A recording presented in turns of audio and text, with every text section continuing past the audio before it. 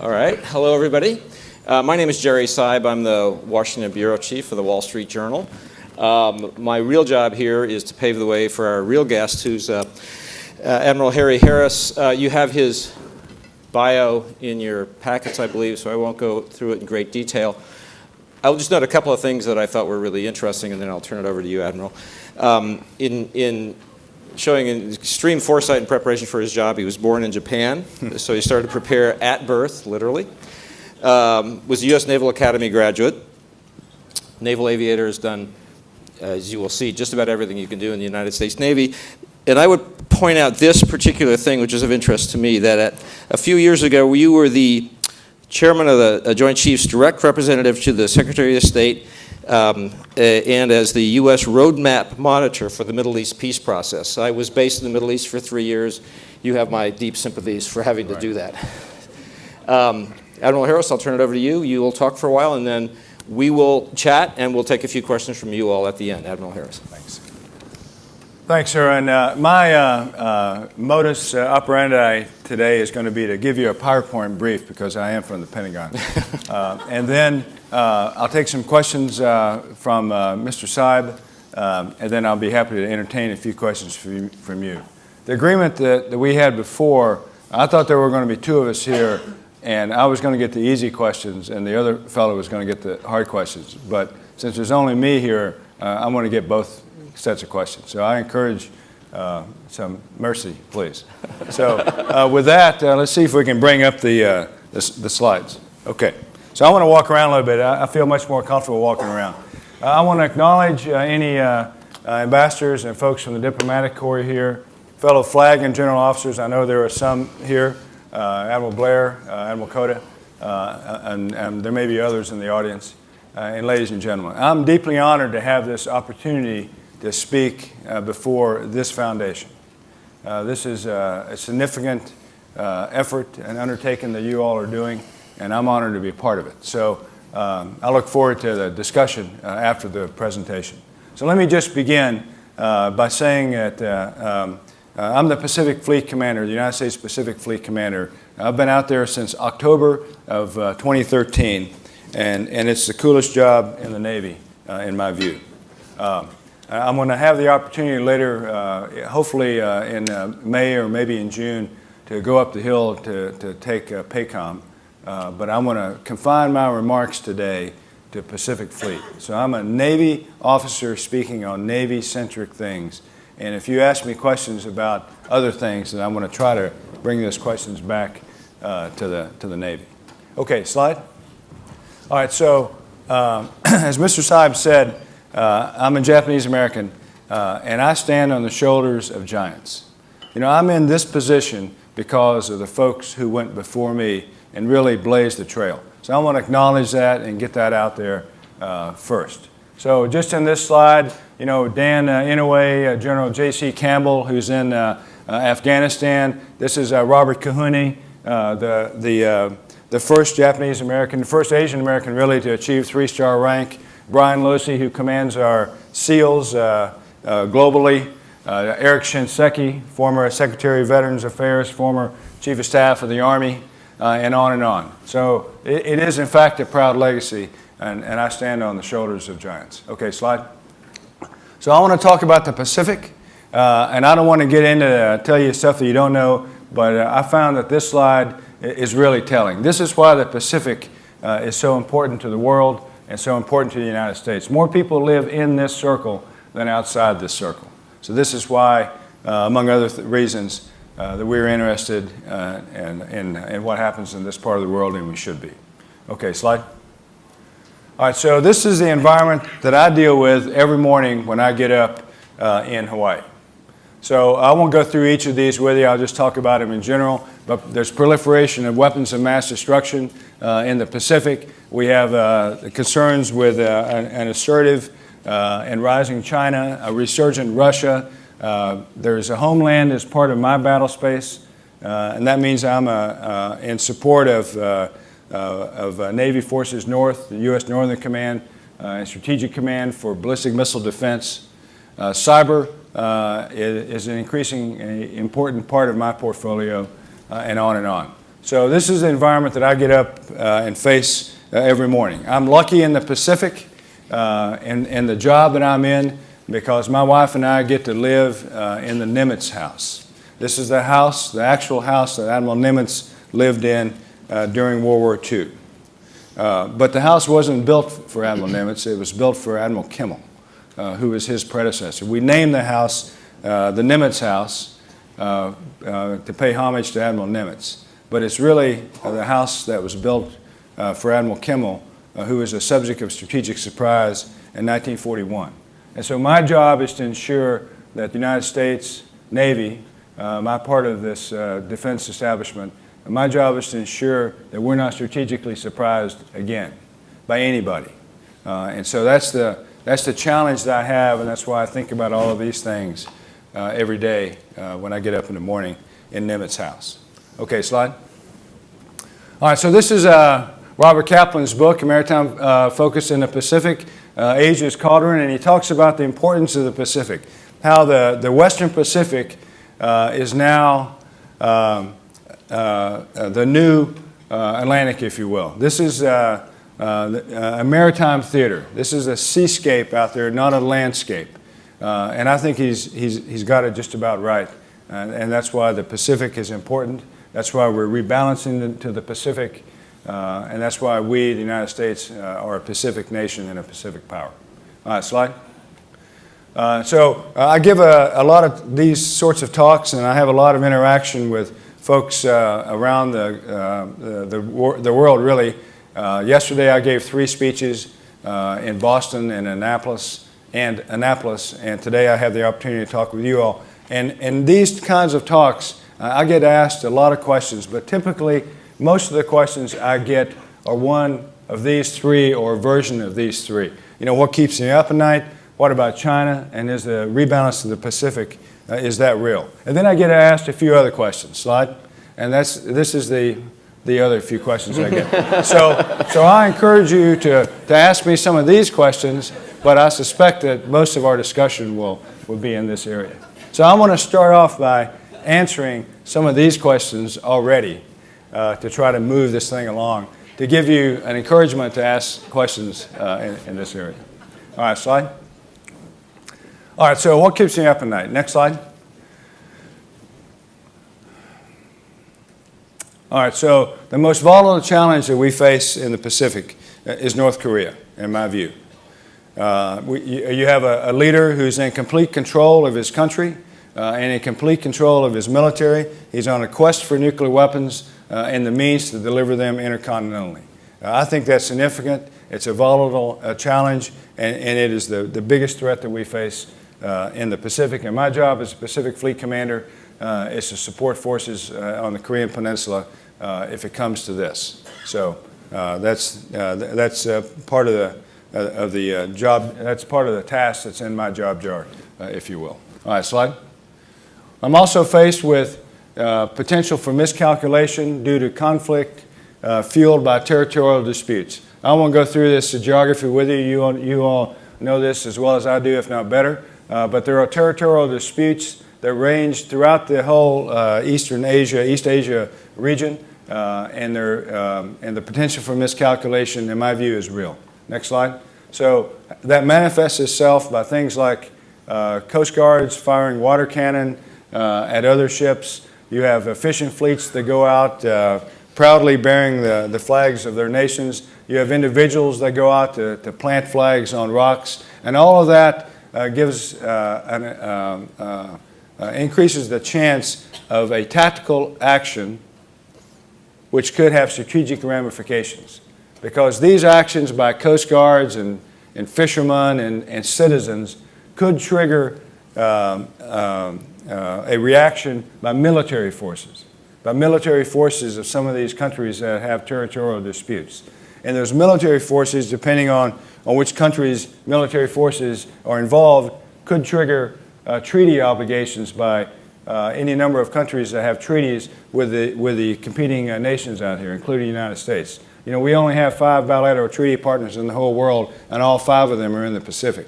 So this is an area of interest and a concern for me, and that's why I call this raising stakes and why tactical actions can have strategic ramifications. All right, slide. So, next question, what about China? So this picture is actually a picture of the Great Wall of China, the end of it, the terminus of it in the Bohai in northern China. So that is the end of the Great Wall of China. All right, slide. All right, so this was the architect of the modern Chinese Navy, Admiral Lu. In the 1980s, 1982 to 1987, he was the chief of the Navy. And he had a vision for the Navy. And he had a powerful vision, and I believe that that vision is carrying through to the actions that we see in the PLAN today, the People's Liberation Army Navy. So his view in 1982 was that China would have dominance in the first island chain. China would establish naval supremacy within the first island chain by 2010, turning it into an inland sea. This was his view in the early 80s. By 2020, China will ensure naval supremacy in the second island chain. And by 2040, China will have the power to contain the dominance of the U.S. Navy in the Pacific and Indian Oceans. That was his view in 1982. I think that the timeline is too ambitious, but the intent is clear in my view. Next slide. And so here is China, their Navy, their naval forces in 1999.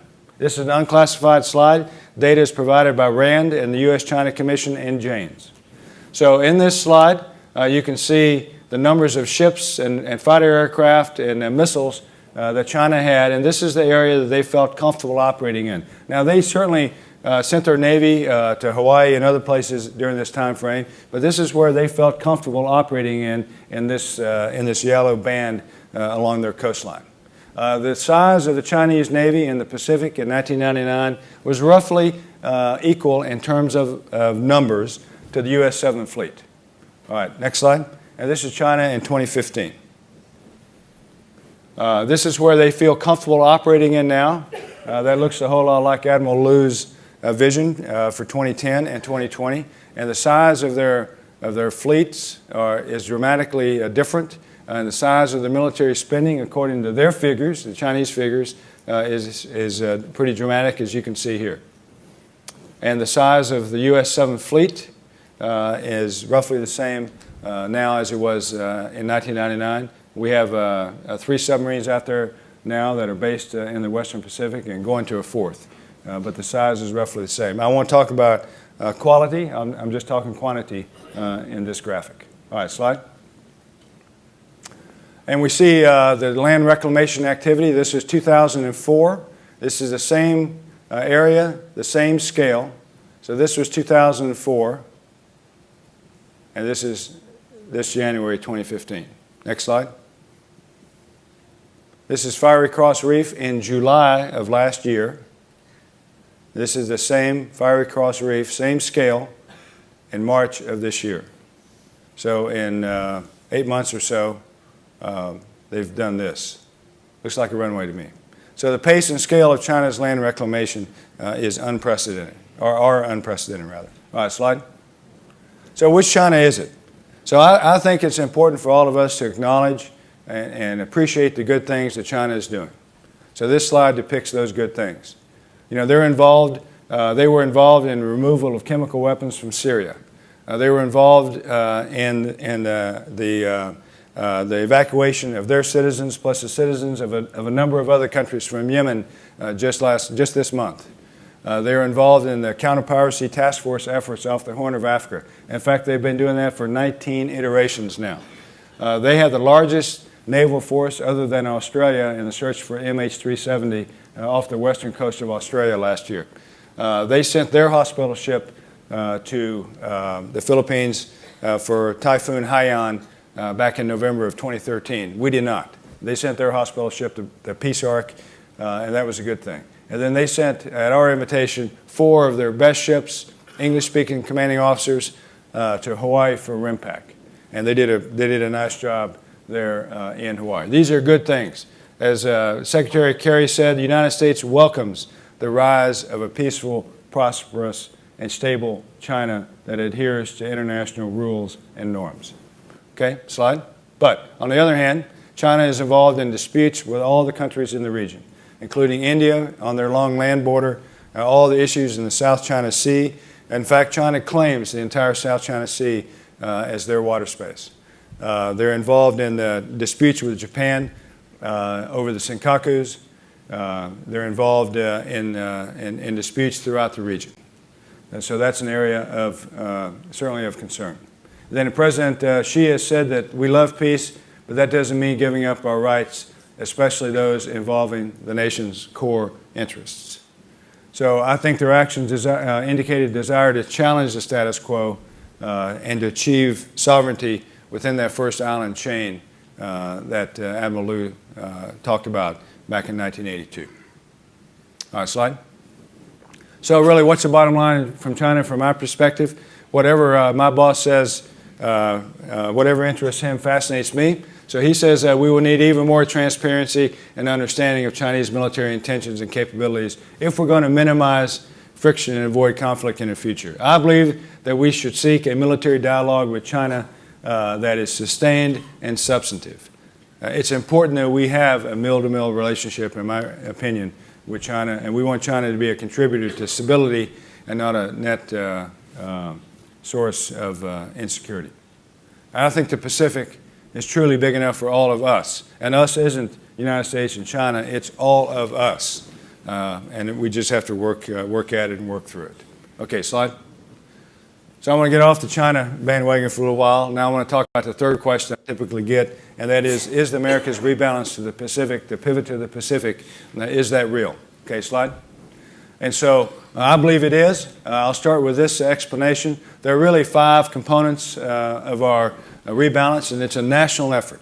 This is a whole of government effort. There's a diplomatic, economic, political, military, and an energy component. Clearly, the most important reason that we're rebalancing to the Pacific is for the economic component. That's the most important component. But the most visible component, the part that you can see, you can touch, is the military component. It's easy to look at a ship or a bomber or a JSF or a submarine or something, and it's hard to look at and hold a trade deficit or a trade imbalance. So the military component is the biggest, the most visible component, but the most important component for us certainly is the economic component. Next slide. So it is a national commitment. You can see what our leadership says and what the President says. Okay, next slide. So the rebalance is about a lot of things. I get asked a lot, is the rebalance about China? Come on, Adam, you know, the rebalance is really about China, isn't it? And I say, in fact, I say truthfully, no, it's not about China, it's about us. It's about who we are as a nation and what we believe is important to us. So the rebalance is about the United States, it's not about China. But the rebalance does involve a number of components, so I'll start talking about those piece parts of the rebalance in the next few slides. So the rebalance is about force structure and capability. Now this is a Navy and naval-centric slide because I am the Pacific Fleet Commander. So what I tell people is that everything that's new and cool that the United States Navy has, that we are fielding or have fielded, all that stuff we're sending to the Pacific first. And that's why I think the rebalance is real. So we'll have the second Gerald R. Ford class aircraft carrier, the USS John F. Kennedy, will be in the Pacific. The Joint Strike Fighter, P-8 Poseidon. Now, I'm a P-3 guy. I love the P-3, but its time is come and gone. And the P-8 is the latest and the newest, and I think the best maritime patrol and reconnaissance aircraft we have. And this thing, its first deployment was to the Pacific. We're on the 3rd or 4th deployment of that airplane now. They're based in Jacksonville, Florida, but they're all deploying to the Pacific first. Then we'll build up Whidbey Island, Washington next, and that'll be the 2 main bases for the P-8. LPD-17 is San Antonio class in America. I had the opportunity to attend the commissioning of the America in San Francisco. It's based in San Diego. The EA-18 Growler, it revolutionizes electronic attack. Littoral combat ship, I think Secretary Wormuth talked about that during her time. We have LCS-1, the first one deployed for 16 months or so to Singapore. LCS-3, the Fort Worth is there now, and by 2017 we should have 4 that are on rotational deployments, simultaneous rotational deployments to Singapore. The MV-22 Osprey, the Virginia-class submarines, and then this ship here, the DDG-1000, the Zumwalt. You know, I've gone on record as saying that if Batman had a ship, it would be this ship here. This thing is revolutionary. Folks, this ship is so cool and quite frankly so expensive that we're only going to have 3 of them, and they're all going to be based in the Pacific. So I think that alone, this slide alone, is a visible, it's part of that, what you can see and what you can hold. It's that visible piece of the rebalance that demonstrates to me, and I hope to you, that the rebalance is in fact real. Okay, next slide. All right, and then rebalance is about understanding and training. This is a little bit of an eye chart. I won't go through it with you, other than to say that through the chairman of the Joint Staff, we are building an Asia-Pacific HANDS program, not unlike the AFPAC HANDS program, Afghanistan-Pakistan HANDS program that we had working for Enduring Freedom. So this is a notional Asia-Pacific HANDS career path where you take officers from from O1 rather, from ensign or second lieutenant, and you can build them all the way up, doing Pacific things, doing language training, doing tours in the region, doing regional tours in the Pentagon, on the service staffs, and on the Joint Staff, then back to the region. And I think my record is an example of this. So I fell into it kind of by accident and personal design, but now we have a program that actually will build people with expertise through the Pacific. All right, slide. And then the Navy has a foreign area officer program that has real teeth in it. We're selecting flag officers now from the FAO community, from the FAO community, and we actually modeled it against the Army's highly successful FAO program. And it's working for us, and it's working very well, and I'm a huge believer in the FAO program. All right, slide. So rebalance is about understanding in theory, and so we have all of these things that we're starting to publish, starting to think about, starting to learn and educate officers to try to improve our intellectual focus on all things Pacific. Next slide. And then we do it in practice as well. So we are sending senior flag officers to senior positions in the Pacific who've been there before. This is not a training ground for senior officers. It's a place that we send folks who have a record of performing in the Pacific. So in my case, for example, this is my 8th tour in the Pacific. All right, slide. And then it's about advancing relationships. Next slide. And that brings me to the final segment of this little talk, and that is the importance of the U.S.-Japan cooperation bolstered, anchored by the U.S.-Japan Mutual Security Treaty. It's truly the anchor of security and stability in the Pacific, in my view. Next slide. So just this week, the defense guidelines were signed in order to ensure Japan's peace and security under any circumstances from peacetime to contingencies, and to promote a stable and peaceful and prosperous Asia-Pacific region. Those are big words that have a big meaning, and I think the defense guidelines that was signed get right at that. And I'm excited by that. As a military officer, as a Pacific Fleet commander, I think it's going to have a significant effect on how we are able to operate with the Japan Self-Defense Forces. All right, slide. And then here are some of the areas that we already work in and will only get better because of the effort of the government of Japan and the signing of the defense guidelines. Ballistic missile defense, amphibiosity, anti-submarine warfare. So this is a P3, Japan Maritime Self-Defense Force P3.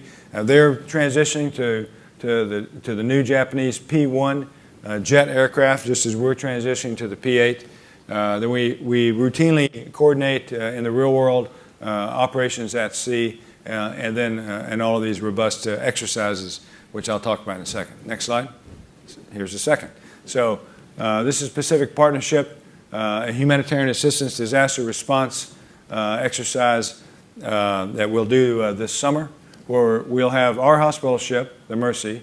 We'll have one of the joint high-speed vessels, the Millinocket, which we're going to put a deployable medical team on board to be able to do medical work in shallow water, where this ship is too big to get into, and Japan is providing the JDS Mashu. So these 3 ships will do Pacific Partnership, and we'll do it in various combinations throughout the Southern Pacific, which I think is important. It not only shows our flags, but it also has real effect on people who can use the help. Okay, slide. So this is RIMPAC. The next iteration of RIMPAC will be in 2016. And we do it every 2 years. Next slide. The build. So this is the 2014 version of RIMPAC, and this is the leadership, the command and control structure for RIMPAC 2014, where Japan was the vice commander, and here is Admiral Nakahata in his role as the vice commander for RIMPAC. Next slide. And then Malabar is a trilateral exercise. It started out as it's an Indian exercise, and then became a bilateral exercise. And then India included Japan last year, and they did the exercise south of Japan rather than in the Indian Ocean. An indication of the importance of the relationship that India feels with us in Japan. So I think it's pretty important and a very exciting exercise indeed. All right, next slide. And then this brings me to the issue of Korea, Japan, U.S. trilateral cooperation. As Dr. Cha said, we can't pivot or we can't rebalance to Asia if we don't have Japan and Korea with us. This is an and. It's an important word in this case. We need Japan and Korea to be with us, and we need to be with you in order to effectively rebalance to the Pacific and do the things that we have to do. So it pains me when our 2 biggest allies in East Asia don't get along. So I'm hopeful that Japan and Korea will be able to improve their bilateral security relationship in order to effectively improve our trilateral security relationship. Okay, slide. And so in summary, the rebalance is about enabling peace and prosperity for all of us. It's a team effort. We can't do it alone. And then I think everyone has a role to play, and I think Sasakawa Foundation indeed has a special role to play because of where you are in the pantheon of people who think about this on a daily basis. So, next slide. So let me conclude with that. I think I took about 20 minutes or so. And thank you for your attention. And I want to slide back up to the stand and then subject myself to questions from Mr. Saib and then from all of you. So thank you very much.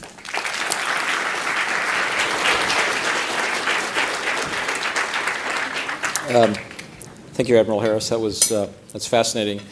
Only problem I saw with it was you took my first 3 questions right off the top there. So I'll try to carry on anyway. Let me start with particularly given that Prime Minister Abe is in town today, let me start with the U.S.-Japanese portion of what you discussed. And I noticed Admiral Blair, in the remarks he made earlier today, he described the joint challenge of the U.S. and Japan in the region this way. He said, it is to create security balances of power in specific disputed locations in East Asia. These balances make it high risk to undertake military or sub-military aggression to support disputed claims. How can the U.S. and Japan do that? Well, I think the obvious answer is operating together on the high seas. And so if you can bring back that slide, the one that has the amphibiosity and all that, I can talk to that slide. But the things that we do with Japan with the Navy, because I'll speak at it from the Navy perspective, I think we're interchangeable. We've conducted anti-submarine warfare operations and exercises for as long as I've been in the Navy. My first deployment in a P-3 squadron was to Kadena, Okinawa. And we worked ASW operations against then Soviet submarines on a regular basis. So I think in working anti-submarine warfare, and now we're beginning to work at some ballistic missile defense exercises. And the fact that we can operate together at sea routinely, I think that of itself shows not only resolve but capability. And if I go back to that slide that you don't have to pull it up, but that slide that has all of the symbols that depict the growth of the Chinese Navy over the course of the last 15 or 16 years, and if I had the same symbols for the U.S. forward deployed naval forces, and imposed on that the Japan Maritime Self-Defense Forces, and imposed on that the Republic of Korea Navy, and then you begin to see a quantitative matching. But I think qualitative issue is a separate issue entirely, and I think that the on-scene effectiveness and quality of the sailors in Japan and the U.S. Navy and the ROK Navy is of a high order. So I think all of that together would demonstrate resolve and would cause one to pause before they did anything precipitous, in my opinion. You know, obviously, Prime Minister Abe will continue to bring, presumably, significant changes to the way the Japanese military conducts itself, projects itself. How does that change the way the U.S. Navy operates in the Pacific? Well, I'm not sure it'll change the way we operate, but it'll make us more effective because we'll be able to do more things in more places with Japan than we have been able to do in the past. Give me an example. Well, I think we'll be able to conduct operations far from Japan. You know, right now we conduct exercises far from Japan shores, and Japan does have a counter-piracy task force of their own that's not part of the bigger coalition, right? And so now with some of the new laws and rules that are being put in place, and we'll be able to operate cooperatively with Japan in a lot of places, everywhere really, globally really. More broadly, as you mentioned, you're in transition, you're about to take over the Pacific Command. Talk to me a little bit about the goals you have in doing that over the next couple of years. What do you see in terms of the way the challenge changes over the next 3 years, and what are your goals in addressing those challenges? Well, if I knew exactly how the challenges would change, I'd make a stop on Wall Street first and invest some money. Could arrange that for you. But I think the first thing I want to do when I go up to Pacific Command is do nothing. Because I want to fall in on Admiral Locklear's approach. I think his approach is spectacular, and it acknowledges the new challenges that we're facing in the Pacific and the rise of different powers. And what he has done, the steps he's taken over the last 3 years, is what I just want to continue. So without presupposing anything, I'm just going to fall in on the work that he's done, and hopefully continue to ride his coattails. You know, you made some waves this month when you said that China is building a great wall of sand, and here's a quote from you earlier, "The scope and pace of building man-made islands raise serious questions about China's intentions." Can you talk a little bit about that, what you meant when you said that, and perhaps most importantly, what you think can be done about it? Yeah. What I think about it is just what I said. The scale and pace of island reclamation activities by China in the South China Sea is staggering. If you look at by any metric, whether you look at acres made or cement poured or ecological disaster, I mean, the whole scale is dramatic and it's unprecedented. Some people will say, well, some of the other countries are rebuilding or reclaiming land as well, not to anywhere near the scope and scale that China's doing. And I don't know why they're doing it. And so that's why it's an issue of concern. I think they're not transparent about why they're doing it. And I think that we need to watch that very closely. And watching it means what, particularly from your point of view, and doing something about it would mean what? Well, doing something is a policy decision that as a Pacific Fleet commander, I'm going to execute that policy. But you also referred in your talk to some of the dangers, particularly the danger of unintended, accidental conflict on the high seas. I assume that grows as these Chinese activities increase. It could. I mean, we're uncertain. It's an unknown area, right? This is a new paradigm, if you will. I don't think that there's a chance of conflict between us and China in our military forces at sea. I mean, we're exercising more with China. You know, they came to RIMPAC with those 4 ships that I talked about. On the other hand, they also brought an intelligence collector with them. So that's the one hand and the other hand issue. But we're beginning to be more comfortable operating with the PLAN, the People's Liberation Army Navy, every day. And I think they're becoming more comfortable and confident operating with us. And that's a good thing. And that confidence and the routinization, if you will, of our operations at sea with the Chinese Navy makes it less likely that we're going to get involved in an inadvertent clash at sea. The problem is, though, you have lesser trained folks on the high seas, fishermen, coast guards, and so on, that they get into these conflicts because they're young men and women, ship captains that think they're doing the right thing, that want to believe that they're doing the right things, and then they get into these altercations at sea. And those could escalate. I mean, thank God it hasn't yet, but it could escalate where military forces are involved, and then the thing ratchets up. Well, I think in your remarks you referred to the need for, and I think the phrase you used was sustained and substantive communication with the Chinese military. Is that the kind of communication you think exists now, or is that to be desired? And describe a little bit what that is like on a working level. Well, not only is it something that we aspire to, it's something we're doing now. And so, I represented the U.S. at the Western Pacific Naval Symposium that was held in China last year. It's a rotational thing. It was hosted by China. And during the last one, all the countries' navies agreed to CUES, the Coordination for Unplanned Encounters at Sea. And that's a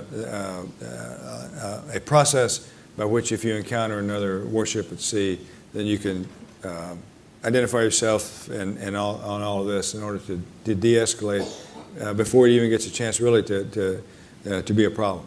This is a good thing. This is coordination on the high seas that navies are used to doing. CUES actually formalizes that, and that was an effort that was led actually by Admiral Wu, the Chinese Chief of Navy, and we all signed it in China. So I think that's a good thing. So that's not only aspirational, I mean, that's a realization of an aspiration. We have talks with China on reducing tensions in the air and the sea and on the sea, and those are good things. So those are aspirational talks that lead to operational and real things. So I think all of that is good, and these are examples of things that we're doing with China that's positive and constructive.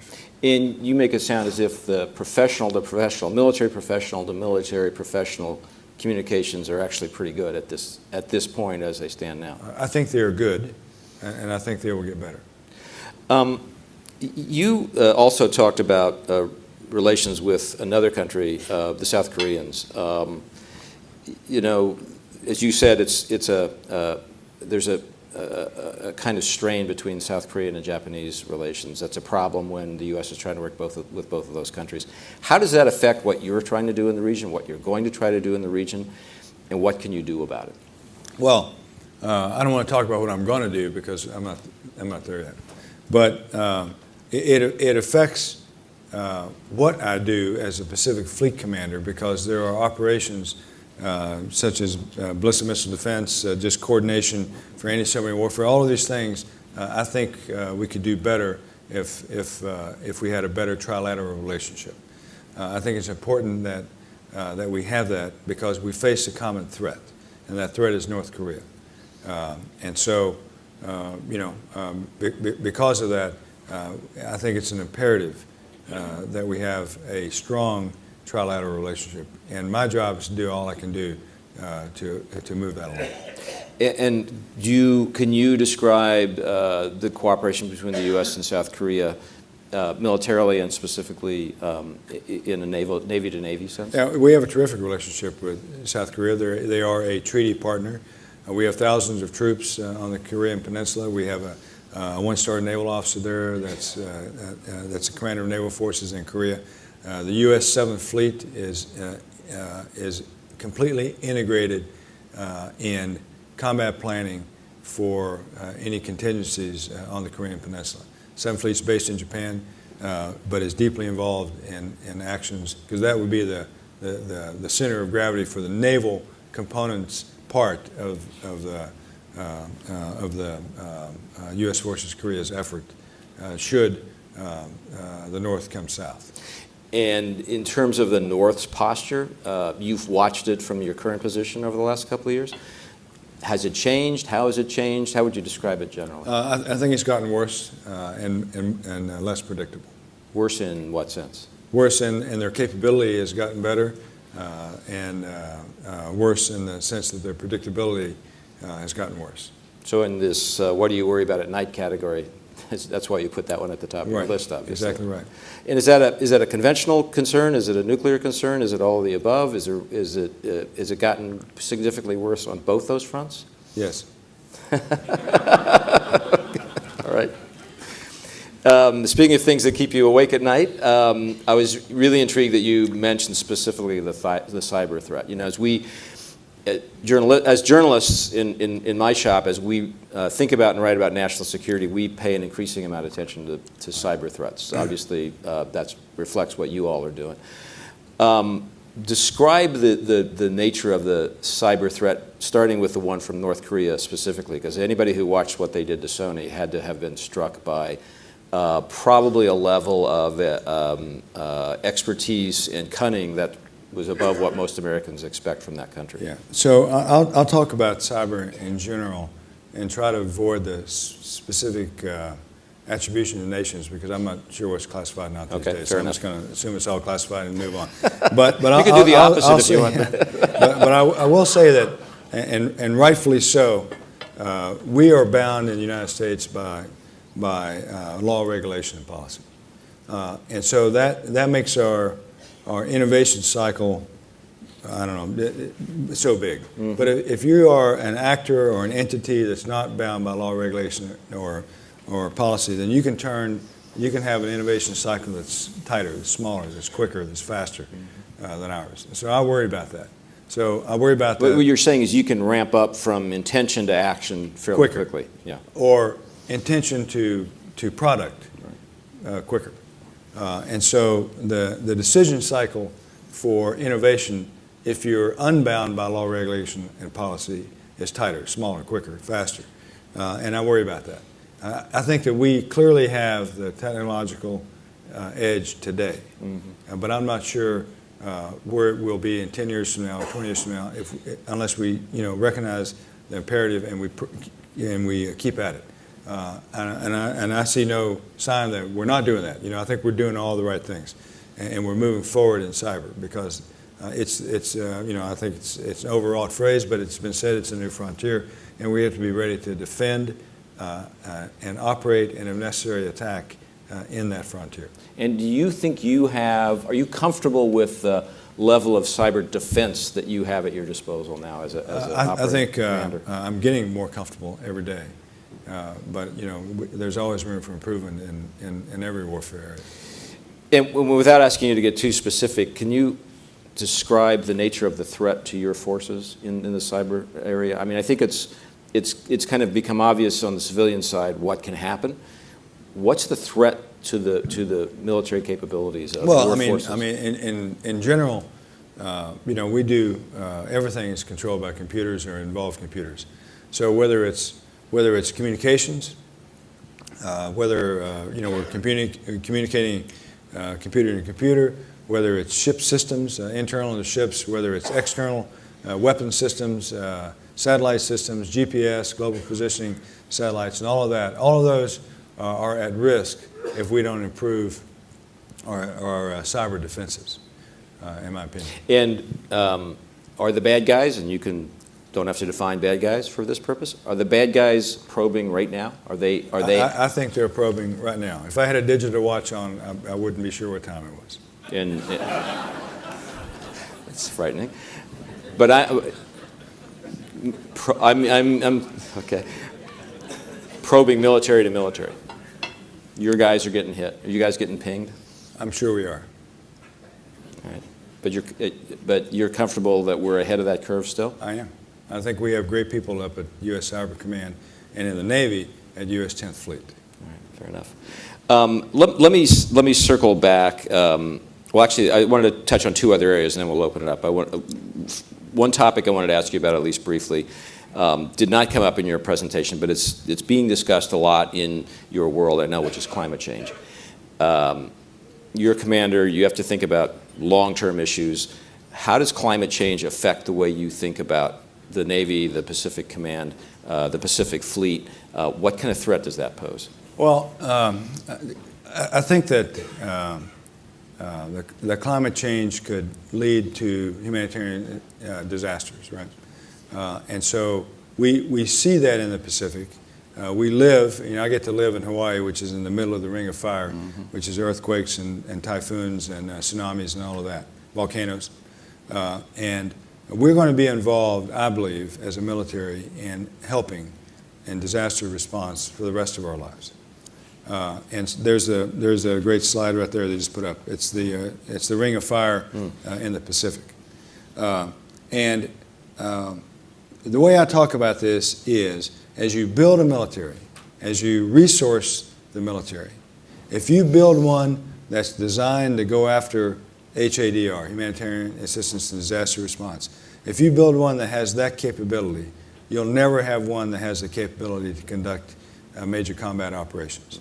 But if you build one that can do the high-end warfare stuff, then we can do any of this stuff to be helpful to nations that suffer the result of some humanitarian disaster, climate-related disaster. And by saying that, you're suggesting at least climate-related disasters are likely to come and keep coming. Sure. Yeah. Let me circle back finally to the China question, because you talked about both qualitative and quantitative. Quantitative we can all see. Layman, we can sort of see some numbers and stack things up. Qualitative, you got to explain to us. There's kind of a very broad question about how large the American qualitative advantage is now, whether that qualitative advantage over the Chinese is closing and how rapidly it's closing. Could you just address that? Yeah, I'll just say that I think the sailors that are in the United States Navy are the best in the world. I think that we're highly trained, and they are highly motivated, and we get to pick the best of the young men and women who join us. So I think that they're competent, capable, and ready to fight tonight against any threat that any country would pose against us. Talk about on the hardware side. Hardware side, there are some systems that some militaries out there have that are of concern. But I don't think there are any systems that any military has that would prevent us from doing what we have to do if we have to do it. And is that advantage narrowing in any significant way? It can be narrowing unless we continue to put resources into innovation and development. And last question in this area, on the quantitative side, if you cover Washington over the last couple of years, you know that there is and will continue to be over the next couple of years a significant defense budget debate. There's pressure on the budget. I guess the question that I have for you is, as the commander of the Pacific Fleet, do you have what you need, or are you worried about continuing to have what you need? Yeah, I have what I need, I believe, today. But I am concerned, and I testified to this last December, if we are sequestered through 2021, as is the law today. So I think that will affect our readiness. I think it will affect our ability to maintain those high levels of readiness that we have and that the American people expect us to have. So I'm concerned about sequestration should it continue through 2021. Okay, fair enough. Let me open it up to your questions, and I'll try to see you through the lights. I'll start there, and then I'll go over there.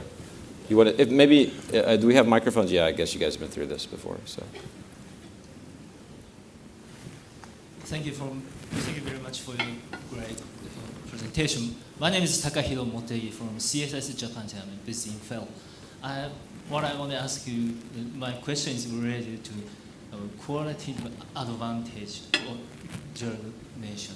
So PLA has been advancing the ability of joint operation. So how do you assess this kind of ability of PLA? Thank you very much. If I understand the question right, it's about joint operations. The joint warfare is a law in the United States. It started in '86 with Goldwater Nichols, and everything we do, and rightfully so, we do jointly. We don't fight anymore single service. Where you carve out an area, say this is the Navy's area, and this is the Air Force's area, and this is the Marine area, and this is the Army area.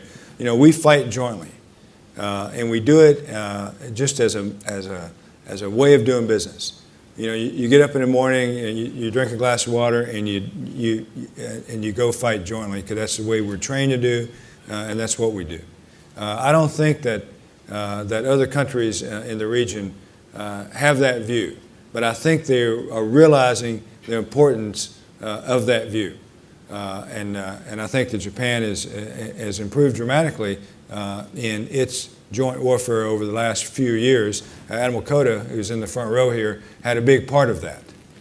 But there is room for improvement, and it's important that we continue to from my perspective, to encourage that joint development in the Japan Self-Defense Forces because it's going to be a joint fight if we have to do it. And I think there was a question right there next to hers, and then I'll go over there.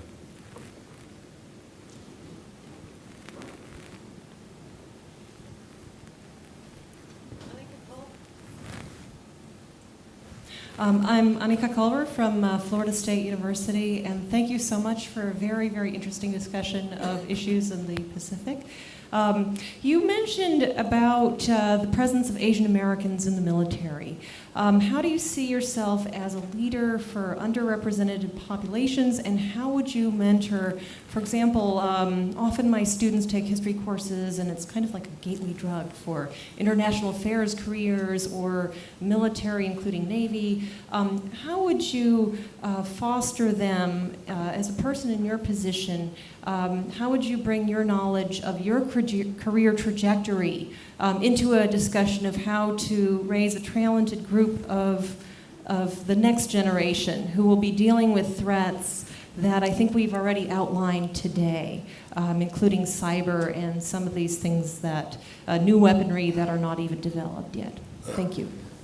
Great question. Thank you for asking it. I was at Annapolis last night at the Naval Academy, and I gave a speech about diversity and the importance of diversity. I think that any time that you try to separate a group from the bigger group and you don't select from that group, then you're cheating yourself, right? So if you're gonna, if this table here is a group of people that we're going to pick from, and we're going to exclude these people, and then even if you take the best of everybody else, you're not going to get the best that you could get if you don't include the folks that are in this group. In the Navy today, almost 50% in the enlisted force in the Navy is a minority. But only about 30% of the officers and only about 13% of the flag officers, or 18% of the flag officers or so, are minorities. So we have a long way to go. But I think that if you look as I look back over it, if I look back over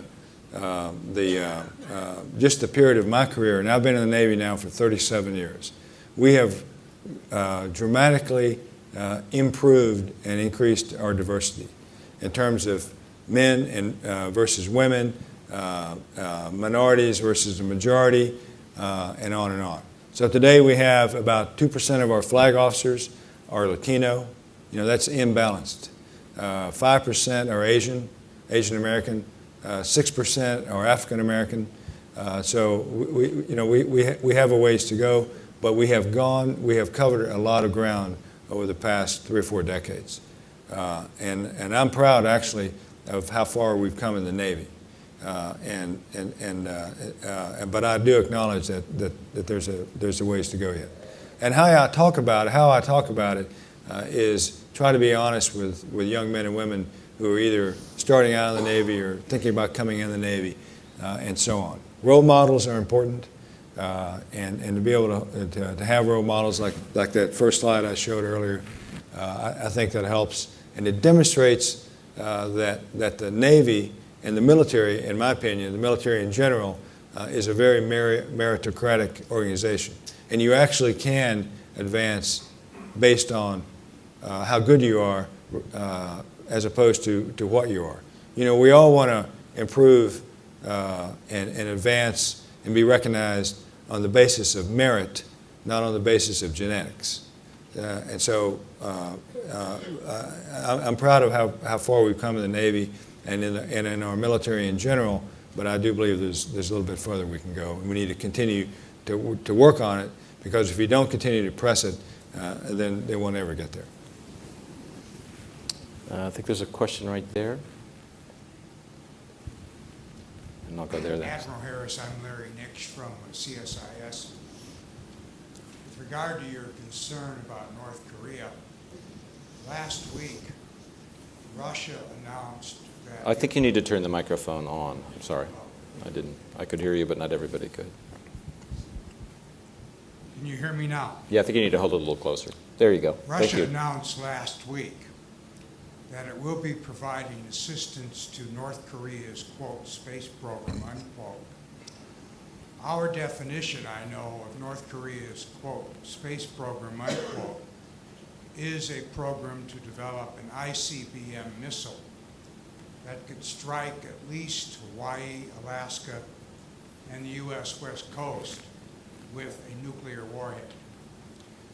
In the last week, have you and other top officials of the Pentagon and the Pacific Command received any authoritative information on what kind of assistance the Russians might be providing? And if we are still in the dark about this, what could be the dangers in a program by Russia to aid the North Korean, quote, space program, unquote? So to the first question, I'll say I wouldn't tell you if I could. But to the second question, it's of great concern. As I said during the section of my session on North Korea, they're on a quest for nuclear weapons and the means to deliver them intercontinentally.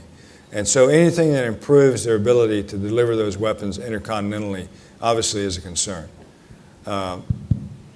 Because they are as secretive as they are, and the nation is the way it is, our ability to predict what's happening in North Korea is small. And so that makes the danger of North Korea, in my view, from a readiness perspective, even higher. So I have to be ready to send forces to support Mike Scaparrotti, General Scaparrotti on the peninsula tonight. So we have to maintain that kind of posture in order to maintain our ability to defend South Korea, Japan, and the United States. So all of those things are of concern, and any improvement that any country gives to North Korea obviously concerns us. I think we probably have time for 2 more questions, all right? There's one right there, and then I'll go to this side for the last one. Steve Winters, researcher. Admiral, Rory, thank you. raise your hand. I think you need to stand up. Oh, there you go. Oh, Thanks. okay. Yeah, there you go. Steve Winters, researcher. Admiral, I had a chance as a contractor to travel on over a dozen deployed U.S. naval vessels, and of course, it's just so impressive the skill sets that have been developed over decades, if not generations. There's some discussion about how long and how fast the Chinese are mastering some of these same naval skill sets. For instance, underway replenishment, of course, all the things involved in landing on carriers. What's your view on that, and when are they going to soon have mastered all of the things that have characterized us almost uniquely? I'm not sure when they're going to master everything that we can do. You know, their aircraft carrier is a jump jet carrier. It's not capable of launching and recovering aircraft at the same time. The number of aircraft it has is small. It's conventional powered. You know, there's a lot of issues with the Chinese aircraft carrier that in combined does not make it anywhere near the capability of a U.S. aircraft carrier. That said, they're getting better at sea. Some of that is training that they receive from their friends and partners. Some of it is watching us and all of that. So we have, when we do exercises with China, naval exercises like RIMPAC, when they came to RIMPAC, you know, we're very careful. I'm very careful to stay on the correct side of the law. You know, I think we all ought to obey the law. And so I try to do that as well. And we have a law that actually governs what we can do and not do with China, NDAA 2000. So that limits that limits the amount of and the type of and the specificity of the training that we give to China. But that doesn't mean that other countries don't go beyond that and train them as they see fit, nor does it limit them from observing us and then copying us. Last question. I'll go way in the back there. Yeah. Can you wait for the microphone?